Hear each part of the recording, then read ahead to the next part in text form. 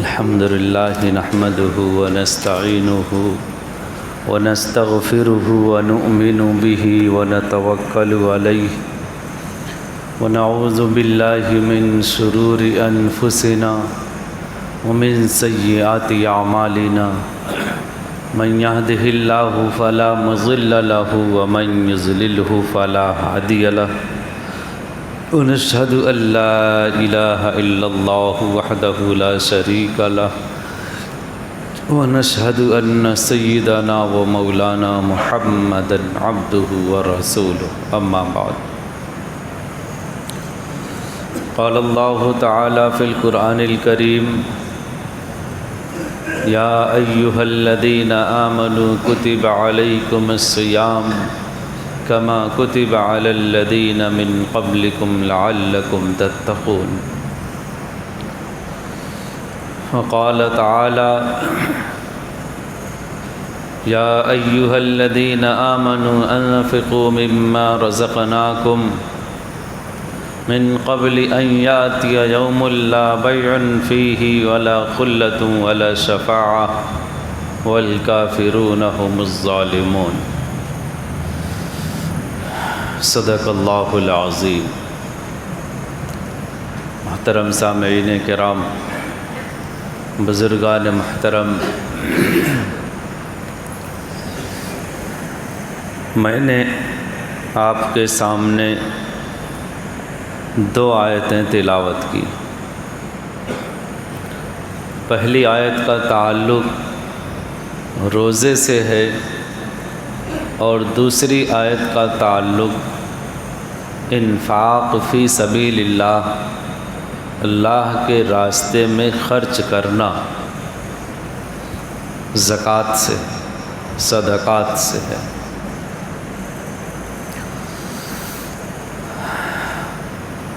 یہ مہینہ بڑا محترم اور معزز مہینہ ہے جو چل رہا ہے، جس کو ہم اور آپ رمضان المبارک کے نام سے جانتے ہیں۔ بعض لوگ رمضان کہتے ہیں، میم کے ساکن کے ساتھ رمضان، یہ غلط ہے۔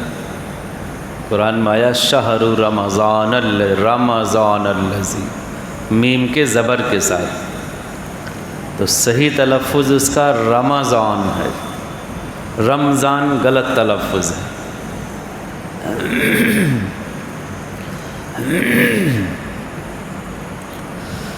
رمضان کے معنی ہے جھلسا دینا، جلا دینا۔ واضح نے لکھا ہے کہ جب پہلی مرتبہ مہینوں کا نام وضع کیا جا رہا تھا تو اس سال رمضان گرمی میں آیا رہا ہوگا، اسی لیے اس کا نام رمضان رکھا گیا کہ جھلسانے والا، جلانے والا۔ لیکن مفسرین نے لکھا ہے کہ رمضان کے معنی میں دخل اس کا ہے کہ یہ مہینہ چونکہ گناہوں کو، بداعمالیوں کو، نافرمانیوں کو جلا دیتا ہے، ختم کر دیتا ہے۔ رمضان المبارک ایک ایسا مہینہ اللہ رب العزت نے عطا کیا ہے کہ جس مہینے میں اللہ رب العزت اپنے بندوں کے گناہوں کو ختم کر دیتا ہے۔ آپ نے فضائل اعمال میں کئی بار سنا ہوگا کہ شب قدر ایک ایسی رات ہے کہ جو 1000 مہینوں سے بہتر ہے۔ کئی ہزاروں راتیں اس کے اندر آ جائیں گی۔ اللہ رب العزت اس میں بخشش کے پروانے دیا کرتے ہیں، کتنے لوگوں کی مغفرت ہو جائے گی۔ رمضان المبارک کی ہر رات میں اللہ رب العزت باقاعدہ اعلان کرواتے ہیں کہ کوئی ہے مانگنے والا، میں اس کو دوں، دینے کے لیے خزانہ لے کے بیٹھا ہوں، کوئی مانگنے والا تو چاہیے۔ کون ہے سفیر صاحب، لائے اپنی رسید دکھائے لے جائے۔ کون ہے دعا کرنے والا کہ میں اس کی دعا قبول کروں؟ کون ہے مغفرت چاہنے والا کہ میں اس کی مغفرت کروں؟ روزانہ مغرب بعد سے اور ختم سحر تک اعلان اللہ رب العزت کی طرف سے ہوتا ہے۔ ختم کر دینے والا گناہوں کا مہینہ ہی تو ہے۔ رمضان کی رات میں، آخری رات میں، جو آخری رات ہوتی ہے 29ویں یا 30ویں کی، حدیث میں آیا کہ جتنے 1 تاریخ سے لے کر 28 تاریخ تک، 29 تاریخ تک اللہ رب العزت مغفرت کیے ہوتے ہیں، اتنا تقریباً آخری رات میں ہی اللہ رب العزت مغفرت کر دیتے ہیں لوگوں کو۔ تو یہ مہینہ گناہوں کو ختم کرنے والا ہے، جھلسا دینے والا ہے، اللہ رب العزت کی مغفرت والا مہینہ ہے۔ لیکن ضروری یہ ہے کہ ہم اس مہینے کو صرف روزہ اور صرف تراویح کا نہ سمجھ لیں بس۔ عام طور سے ہمارے معاشرے میں لوگ یہ سمجھتے ہیں کہ رمضان کا مطلب دن میں روزہ رکھ لو اور تراویح پڑھ لو، بس بات ختم ہے، اس کے بعد اور کچھ نہیں کرنا۔ نہیں، یہ بہت چھوٹی سوچ۔ پھر کیا مہینہ ہے؟ اس مہینے کا ایک ایک لمحہ، ایک ایک سیکنڈ قیمتی ہے۔ ہم ان 2 چیزوں سے اوپر اٹھ کر کے اس مہینے کو صحیح طریقے سے، مکمل طریقے سے لیں، حاصل کریں اور اللہ رب العزت کی نورانیتوں کو، رحمتوں کو سمیٹنے والے بنیں، تو صحیح طریقے سے اس رمضان کی اہمیت کا حق ادا ہوگا۔ ورنہ وہی ہوگا کہ ہر سال زندگیوں میں رمضان آتا ہے، روزہ رکھا ہم نے، تراویح پڑھی، لیکن کچھ خاص فائدہ ہوتا نہیں ہے۔ ایسا لگا آیا چلا گیا، لیکن کچھ دے کر کے نہیں گیا۔ تو جو ہم لیں گے، حاصل کریں گے، تب نہ ہمیں ملے گا۔ لاپرواہی میں تو بہت ساری چیزیں چلی جاتی۔ اسی لیے اکابرین نے لکھا ہے کہ رمضان المبارک کا مہینہ جب آئے تو ہم اپنے اوقات کا ایک نظام الاوقات بنائیں، شیڈول بنائیں کہ بھئی ہم کیا کیا چھوڑ سکتے ہیں۔ چھوڑنا کیوں ضروری ہے؟ کہ بھئی 11 مہینے تک تو ہمارے قلب کے اوپر تجارت چھائی رہی، زراعت چھائی رہی، لوگوں سے ملنا جلنا چھایا رہا۔ 11 مہینے ان سب چیزوں کا اثر رہا، دل کے اوپر غفلت کا ایک دبیز موٹا پردہ پڑ گیا۔ اللہ رب العزت کی محبت اور اللہ رب العزت کا خوف دل تک بہت کم طریقے سے پہنچ رہا ہے۔ ایسی ہے، ابھی رمضان سے 2 دن پہلے ہم لوگوں نے سروس کرائی تھی، لیکن ابھی 3-4 دن پہلے کل ملا کے 10 دن ہوا تھا، کولنگ کم ہو رہی تھی۔ تو ہم نے جاوید بھائی سے کہا کہ بھئی آپ دیکھیے کولنگ کم کیوں ہو رہی ہے؟ تو اوپر کا جو اس کے سسٹم ہے، پردہ نکال کر کے دھوئے تو اتنا موٹا پردہ اس کے اندر گرد و غبار کا پڑا ہوا تھا۔ دھل دیے، پھر اچھے سے کولنگ ہونے لگی۔ یہ ہوتا ہے، غفلت کا ایک دبیز موٹا سا پردہ پڑ جاتا ہے ایام کے گزرنے سے یا دنیا کے اندر منہمک اور مشغول ہونے سے، تو اصل چیز تک اس کا اثر کم جاتا ہے۔ اللہ رب العزت نے رمضان المبارک کا جو مہینہ دیا ہے وہ اسی کے لیے کہ 11 مہینے تک جو ذہول ہوا تھا، جو غفلت کا پردہ پڑا تھا، ہماری توجہ اور مقصد تخلیق جو ہونا چاہیے تھا، اللہ کی جو عبادت اور اللہ کی جو پہچان ہونا چاہیے تھی، وہ اس کے اندر تھوڑا کمی آ گئی تھی، اوپر ایک پردہ پڑ گیا تھا۔ رمضان المبارک کا مہینہ اللہ رب العزت نے دیا سروس کرانے کا اپنی لائف کا، لہذا اس رمضان کو ہم اسی طریقے سے اپنائیں کہ یہ مہینہ ہم اپنے زندگی کی سروس اچھے سے کرا لیں، اتنے اچھے سے کرا لیں کہ آئندہ 11 مہینے تک اللہ رب العزت کی عبادت میں، معرفت میں اور اللہ رب العزت کی پہچان میں کمی نہ آنے پائے۔ تو یہ مہینہ سروسنگ کرنے کا ہے، اوورالنگ کرنے کا ہے۔ تو ہم ان دونوں چیزوں سے اوپر بڑھ کر کے بھی دیکھیں کہ بھئی ہم اپنے کاروبار میں 11 مہینے منہمک رہے، اس میں ہم کیا چھوڑ سکتے ہیں، اس مہینے کو ہم فارغ کر سکتے ہیں، کس کس لحاظ سے ہم کمی کر سکتے ہیں۔ اور اس کمی کو ہم رمضان میں لا کر کے صحیح طریقے سے نوافل، آپ دیکھیں کہ بہت سے وہ لوگ جو رمضان المبارک سے پہلے 5 وقتہ نمازوں میں بھی شامل ہونا بڑا مشکل ہوتا تھا، بڑی آسانی سے رمضان المبارک کے اندر 5 وقتہ نمازیں پڑھ لیتے ہیں ماشاءاللہ، تھوڑی سی محنت اور توجہ سے، کوشش سے۔ تو ایسے ہی ہم کوشش کریں کہ ہم اس مہینے کے انوار و برکات کو خوب اچھی طریقے سے لوٹ لیں، حاصل کر لیں۔ یہ اس کا مقصد ہے رمضان المبارک کا۔ صرف روزہ اور تراویح ہی نہیں، ہم نوافل کا بھی خوب زیادہ سے زیادہ اہتمام کریں، ذکر و اذکار کا بھی ہم خوب زیادہ سے زیادہ اہتمام کریں۔ پہلے ہی دن حدیث میں بتایا تھا کہ اللہ رب العزت چاہتے ہیں کہ اس مہینے میں ایک تو کلمہ طیبہ کے اور استغفار کی خوب کثرت ہو۔ تو خوب کثرت ہو کا مطلب کہ ہم اس کو پڑھتے رہیں، جب بھی ہمیں موقع ملے لا الہ الا اللہ، لا الہ الا اللہ، محمد الرسول اللہ، کم سے کم چھوٹا ہی استغفار سے، استغفر اللہ سے ہم اپنی زبان کو تر و تازہ رکھیں۔ یعنی عبادات کے اندر ہم زیادہ سے زیادہ اپنے آپ کو لگائیں، یہ اس مہینے کا خاص مقصد ہے۔ اور دوسری چیز کہ صرف پازیٹیو ہی نہیں، ہم نگیٹو چیزوں کو بھی اس کے اندر دیکھیں۔ رمضان صرف اس کا نام نہیں ہے کہ جائز چیزیں چھوڑ دیں بس ہو گیا کام۔ جائز چیزیں یعنی مطلب روزہ نام ہے کھانا پینا اور بیوی سے صحبت کرنے کا نام، ان تینوں کو چھوڑ دو آپ کا روزہ ہو جائے گا۔ کسی بھی مفتی سے آپ پوچھیں بھائی ہم دن بھر کھائے نہیں پیے نہیں اور اپنی بیوی کے پاس بھی نہیں گئے، تو آپ بتاؤ کہ ہم نے جو یہ روزے کی نیت سے رکھا تھا ہمارا روزہ ہوگا کہ نہیں ہوگا؟ بالکل کہے گا آپ کا روزہ ہو جائے گا۔ لیکن اس کے کچھ منہیات تھے، کچھ چیزوں سے بچنا تھا، آپ نے ان کو کیا کہ نہیں؟ صرف اے سی چلانے سے ہال ٹھنڈا نہیں ہوگا۔ کب ٹھنڈا ہوگا بھائی؟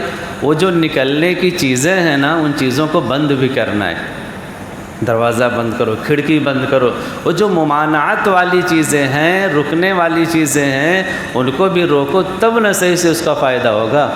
یہ کیا بات ہوئی کہ ہم نے جائز چیزیں جو کہ کھانا پینا صحبت کرنا غیر رمضان میں پورے سال بھر جائز تھا اس کو تو چھوڑ دیا، جو پورے سال بھر ناجائز تھی رکنے کی تھی ان کو ہم رمضان میں بھی کرتے رہے، غیبت بھی کرتے رہے، چغلی بھی کرتے رہے، گناہ بھی کرتے رہے، رشوت بھی کھاتے رہے، ظلم بھی کرتے رہے، دوسرے کا حق بھی ہڑپ کرتے رہے، اور وقت کو گزارنے کے لیے فوکٹ کے ادھر ادھر کی چیزوں میں اپنے اوقات کو برباد کرتے رہے، موبائل میں موویز وغیرہ دیکھتے رہے، اس طرح کی چیزیں ہم کرتے رہے۔ تو مقصد کیا نکلا ہمارے رمضان کا؟ یہ تو ایسے ہی ہوا کہ کچھ لوگ ایسی نمازیں لے کر کے اللہ کے دربار میں جائیں گے جو پڑھے تو ہوں گے لیکن بے من کے پڑھے ہوں گے۔ اللہ رب العزت کیا کریں گے؟ ان نمازوں کو لپیٹ کر کے اٹھا کے ان کے منہ پہ مار دیں گے، نالائق کہیں کا، بھاگ یہاں سے لے کے۔ میں اپنی زبان میں کہہ رہا ہوں، یعنی فرض تو ان کے ذمے سے ساقط ہو جائے گا، لیکن اس فرض کے پڑھنے کا کچھ ان کا رتبہ اور مقام بلند ہو نہیں ہوگا۔ ایسے ہی رمضان کا حال ہے کہ اگر ان تینوں چیزوں سے بچ کر کے ہم نے رمضان کو لے کر کے گئے، روزہ رکھا، لیکن ممانعت والی منہی عنہ چیزوں سے ہم نہیں بچے، یہ سارے گناہ ہم کرتے بھی رہے، تو مقصد، فائدہ، انتہا کہ رمضان المبارک کی جو برکت حاصل ہونے والی تھی، لعلکم تتقون، جو اللہ رب العزت تقوی والے مقام پر ہمیں پہنچانا چاہتے تھے، اللہ رب العزت کی ہم سے جو دوستی ہونے والی تھی، وہ مقام نہیں ملے گا۔ کیوں نہیں ملے گا بھائی؟ کہ ہم نے اس طریقے سے رمضان المبارک کو گزارا ہی نہیں۔ ہم ثواب کی چیز تو کرتے رہے لیکن گناہ کی چیز بھی اس میں ہم نے نہیں چھوڑا، تو فائدہ نہیں ہوا اس طریقے سے جس طرح ہونا چاہیے۔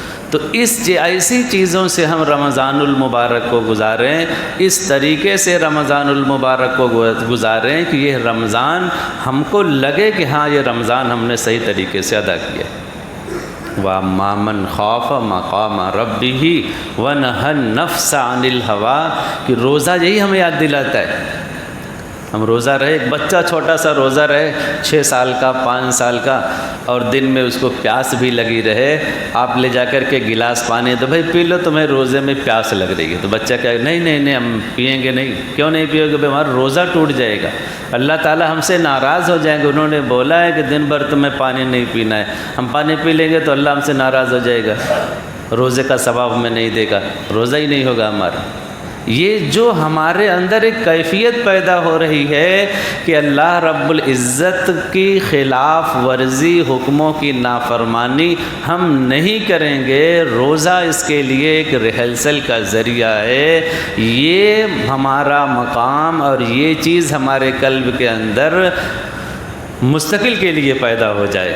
وَأَمَّا مَنْ خَافَ کا ہی مطلب اللہ کا خوف، اللہ کا تقوی، اللہ کا ڈر ہمارے قلب کے اندر بیٹھ جائے۔ جب کوئی بھی معاملہ ہمارے سامنے آئے تو سب سے پہلے ہم اپنے قلب سے فتویٰ لیں کہ بتا بیٹا یہ چیز جائز ہے کہ ناجائز ہے۔ اور قلب سب سے بڑا مفتی ہوتا ہے دنیا میں، آپ کو پرفیکٹلی وہ بتائے گا کہ یہ چیز جائز ہے کہ ناجائز ہے۔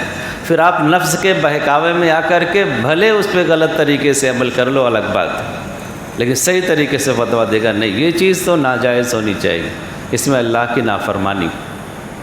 یہ چیز کیفیت اپنے قلب کے اندر پیدا ہو، تب آپ سمجھ لیجئے کہ رمضان کا فائدہ ہو رہا ہے۔ اور اگر یہ تقوی اور خوف نہ پیدا ہو تو رمضان آیا بھی چلا بھی گیا، پتہ بھی نہیں چلا کب رمضان آیا کب چلا گیا۔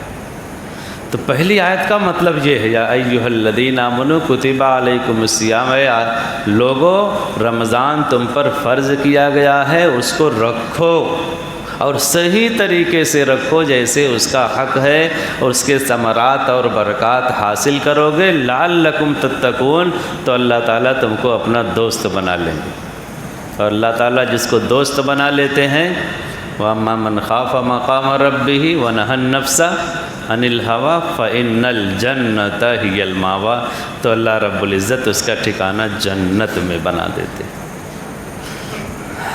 دوسری آیت جو میں نے پڑھا، یا ایھا الذین آمنوا انفقوا مما رزقناکم من قبل ان یاتی یوم لا بیع، اے ایمان والو تم اپنے مال کو خرچ کرو جو زکوٰۃ سے متعلق ہے، مما رزقناکم جو کچھ ہم نے تمہیں دیا ہے۔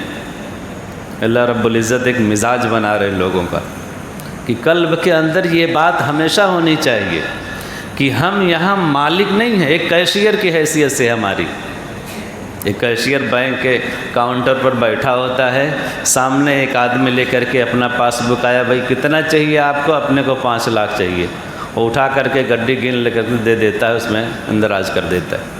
اس کے دل کے اندر بالکل ذرہ برابر قدورت نہیں ہوتی، صبح سے لے کر کے شام تک وہ 1 لاکھ 10 لاکھ 10 کروڑ بھی خرچہ کر دے، کبھی اس کے دل پر قدورت نہیں آتی، رے یار اتنا زیادہ ہم نے دے دیا۔ کیوں؟ اسے اپنی صحیح حیثیت اور اپنا صحیح ادراک، اپنی اوقات کہہ لیجئے، اس کو پتہ ہوتی ہے کہ یہ پیسہ ہمارا نہیں انہی کا ہے، ہمارے پاس بس رکھا ہوا ہے حفاظت کے لیے۔ اللہ رب العزت وہی کہہ رہے ہیں، انفقوا مما رزقناکم، جو کچھ ہم نے تمہیں دیا ہے اس میں سے خرچ کرو۔ تم یہ مت سمجھو کہ تم نے اتنا بڑا ایک نظام لگایا ہے تو یہ پیسہ تمہاری ملکیت میں نہیں، تم ایک کیشیئر کی حیثیت سے ہو، لہذا ہم جہاں خرچ کر کے بتائیں تم کو کہیں وہاں دھڑلے سے ختم کرتے رہا کرو، دیا کرو، خرچ کرتے رہا کرو۔ ہاں جہاں ہم منع کریں تو وہاں دینا نہیں ہے، اس کو رکھے رہنا ہے۔ کب تک خرچ کرنا ہے؟ من قبل ان یاتی یوم لا بیع فیہ ولا خلۃ ولا شفاعۃ، قبل اس کے کہ تمہارے پاس ایک ایسا دن آ جائے، یعنی قیامت کا دن، لا بیع، جس میں وہ مال تمہاری خرید و فروخت نہیں کر پائے گا، اس کی حیثیت کرنسی ختم ہو جائے گی، 1000 کا نوٹ پہلے بحیثیت کرنسی تھا، یہ سرکار آئی اس کو ریجیکٹ کر دی۔ اب آپ 1000 نوٹ کا لے کر کے جاؤ کسی دکان کے اوپر، تو بجائے اس کے کہ آپ کو سامان ملے الٹا جیل مل جائے گی۔ بھائی ایک ایسا پیسہ لے کر کے گھوم رہا ہے، اس کو چلانے کی کوشش کر رہا ہے جس کو حکومت نے بینڈ کر دیا ہے، مجرم قرار پائے گا، وہ اٹھا کر کے جیل میں ڈال دیا جائے گا۔ چل با لا بیعن یوم لا بیعن، ایک ایسا دن آئے گا کہ یہ دنیا کی کرنسی ہماری یہی رہ جائے گی، وہاں پر کوئی اس کا کام نہیں ہوگا، کوئی فائدہ نہیں ہوگا اس کا۔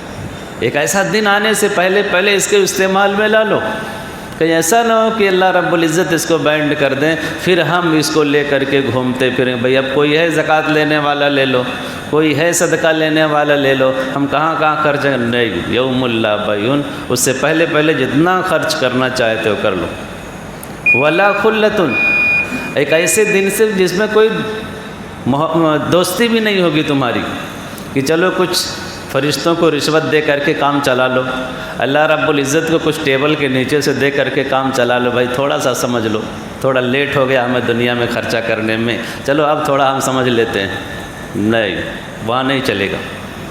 ولا شفاع، وہاں کوئی سفارش بھی کرنا چاہے گا تمہاری تو سفارش بھی کام نہیں کرے گی۔